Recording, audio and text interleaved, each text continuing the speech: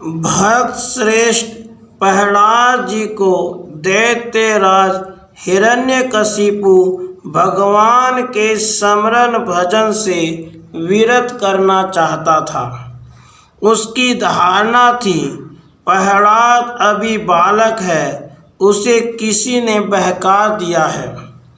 ठीक ढंग से शिक्षा मिलने पर उसके विचार बदल जाएंगे। इस धारणा के कारण दैत्यराज ने प्रहलाद को शुक्राचार्य के पुत्र षंड तथा अमर्क के आश्रम में पढ़ने के लिए भेज दिया था और उन दोनों आचार्यों को आदेश दे दिया था कि वे सावधानी पूर्वक उसके बालक को दैत्य उचित अर्थनीति, दंड नीति, राजनीति आदि की शिक्षा दें। आचार्य जो कुछ पढ़ाते थे उसे प्रहलाद पढ़ लेते थे, स्मरण कर लेते थे, किंतु उसमें उनका मन नहीं लगता था। उस शिक्षा के प्रति उनकी महत्व बुद्धि नहीं थी। जब दोनों आचार्य आश्रम के काम में लग जाते तब प्रहलाद दूसरे सहपाठी दैत्य बालकों को अपने पास बुला लेते। एक तो वे राजकुमार थे, दूसरे उन्हें मारने के दैत्यराज के अनेक प्रयत्न व्यर्थ हो चुके थे। इससे सब दैत्य बालक उनका बहुत सम्मान करते थे। प्रहलाद के बुलाने पर वे खेलना छोड़कर उनके पास आ जाते और ध्यान से उनकी बातें सुनते। प्रहलाद उन्हें संयम, सदाचार, जीवन दया का महत्व बतलाते, सांसारिक भोगों की निसारता समझाकर भगवान के भजन की महिमा सुनाते। बालकों को यह सब सुनकर बड़ा आश्चर्य होता। दैत्य बालकों ने पूछा, प्रहलाद जी, तुम्हारी अवस्था छोटी है, तुम भी हम लोगों के साथ ही राजभवन में रहे हो और इन आचार्यों के पास पढ़ने आए हो, तुम्हें यह सब बात कैसे ज्ञात हुई? प्रहलाद जी ने बतलाया, भाइयों, इसके पीछे भी एक इतिहास है। मेरे चाचा हिरण्याक्ष की मृत्यु के पश्चात मेरे पिता ने अपने को अमर प्राय बनाने के लिए तपस्या करने का निश्चय किया और वे मंदरांचल पर चले गए।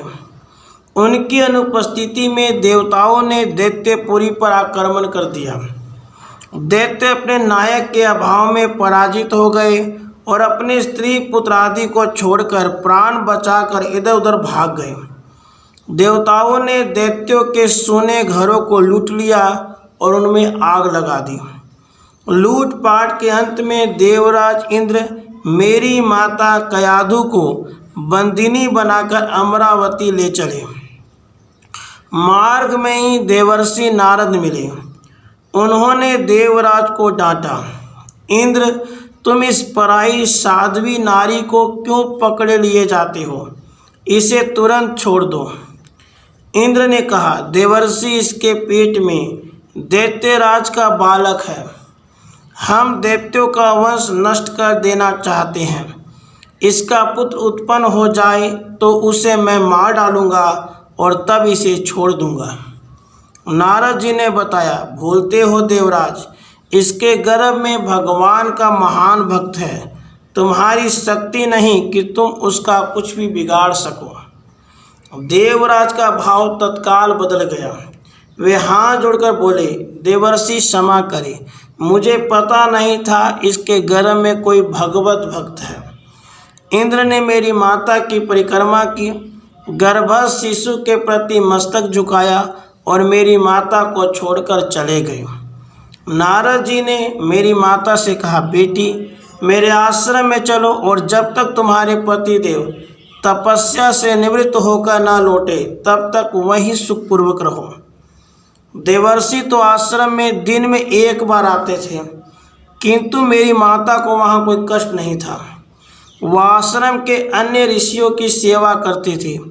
देवर्षि नारद जी उसे भगवत भक्ति का उपदेश किया करते थे। देवर्षि का लक्ष्य मुझे उपदेश करना था। माता के गर्भ में ही वे दिव्य उपदेश मैंने सुने। बहुत दिन बीत जाने कारण और स्त्री होने से घर के कामों में उलझने के कारण माता को तो वह उपदेश भूल गए, किंतु देवर्षि कृपा से मुझे उनके उपदेश स्मरण है।